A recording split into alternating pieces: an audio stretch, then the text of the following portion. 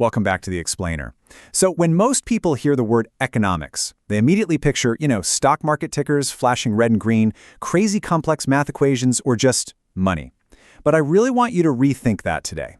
Economics isn't just about finance. It's actually this incredibly practical, everyday toolkit for understanding human behavior and the choices we make as a society. Today, we're demystifying the foundation of economics, and I promise you by the end of this, you're going to look at your daily news feed in a completely different way. To kick things off, I absolutely love this quote from former U.S. President Harry S. Truman. He famously complained, "Give me a one-handed economist. All my economists say, on the one hand, on the other." It's a pretty funny grievance, but it hits the nail right on the head for our core theme today. Economics is fundamentally all about choices, trade-offs, and differing viewpoints. There is rarely just one magic answer, because every single choice has a cost, and different experts prioritize entirely different values. Okay, so here's our roadmap for building your toolkit today. First, the two halves of economics. Second, predicting human economic behavior. Third, separating facts from opinions. Fourth, why economists disagree. And finally, scarcity and opportunity cost. Let's dive into Section 1, the two halves of economics. Think of this first concept like being a city planner. If you're a city planner, your main goal is for the entire city to thrive, right? But to understand how that whole sprawling city functions, you've really got to look at how each individual suburb, road network, and hospital connects to the bigger picture. Well, economics is exactly like that. Changes in the overall economy, the macro side, only happen because of millions of individual decisions, the micro side. You literally cannot understand the big macro developments without looking at the micro decisions that built them. So the crucial takeaway here is focus. Microeconomics focuses on the individual parts. It looks at specific resources, think cars, plumbers, laptops, and how individual households and firms behave. Macroeconomics, though, that zooms way out. It looks at the economy as a whole, focusing on massive things like aggregate demand, total production, government involvement, inflation, and international trade. Micro is the specific suburb, macro is the entire thriving city. Moving right along to Section 2, predicting human economic behavior. Historically, economists absolutely relied on something called rational choice theory. It basically assumes we are all perfect calculating machines.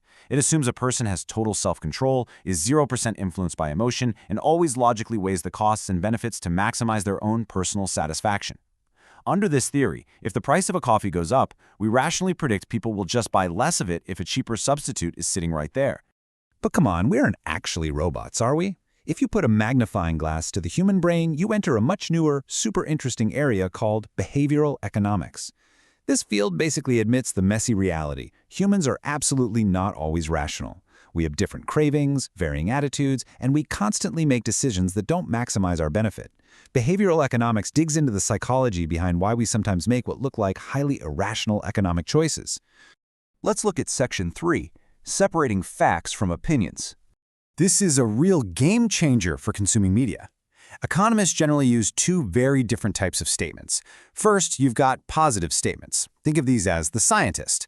These are cold, objective, testable facts about how the world actually works. You can look up evidence to prove or disprove them. Normative statements, on the other hand, represent the policy advisor. These are passionate value judgments and opinions about how the world should work based on personal beliefs. And the key here? They cannot be definitively proven. To really see the difference, let's look at how this plays out across time. Check out the positive side. The economy shrank by 2.5%. That's a fact you can easily verify by looking at official data. But look at the normative side. The government should have increased spending. Even if you completely agree with it, you can never mathematically, scientifically prove an opinion about what should have been done. Learning to spot the difference between a positive fact and a normative opinion is basically a superpower today. Which leads us nicely to Section 4, why do economists disagree? If experts are looking at the exact same positive facts, why all the arguments? Well, they largely disagree based on their underlying values and those normative views on what a policy should actually accomplish. On one side, you have Keynesian economists. They believe a well-functioning economy requires active government assistance, so things like minimum wages, business grants, and managing interest rates. Opposing them are free market economists. They advocate a strict hands-off policy, believing the market should self-regulate naturally, without government bailouts or state spending. Same data, entirely different philosophies. You can actually map these disagreements directly onto the classic economic spectrum. Looking at this impartially, on the far left, you've got socialism, which focuses heavily on collectivism, public ownership, and central planning. Sliding all the way over to the right wing, you find capitalism, focusing on individualism, private ownership, and a laissez-faire, hands-off approach. Basically, exactly where an economist sits on this spectrum dictates the advice they're going to give to a government. And finally, Section 5, Scarcity and Opportunity Cost. No matter where you sit on that political spectrum we just talked about, every single society hits the exact same brick wall. Scarcity. It's the ultimate human problem. Our resources, land, labor, materials, money, are strictly limited. But our human wants and needs, they are completely unlimited. Because we just can't have everything we want, we are forced to make choices. And in economics, every choice carries a true cost. To put this into perspective, let's anchor it in the real world with a genuinely massive number. 120 billion euros. I mean, that's enough to fill a few swimming pools. Surely, with that mountain of cash, a group wouldn't have to worry about scarcity, right?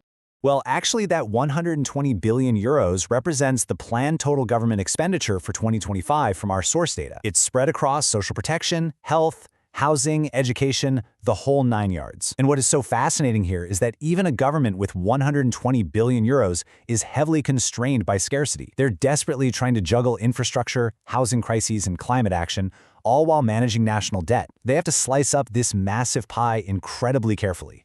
Which brings us to the whole shebang, opportunity cost. The true cost of any choice is simply the alternative you have to give up to get it. Say the government pledges to increase spending on health, education, and transport. Because resources are scarce, that money has to come from somewhere.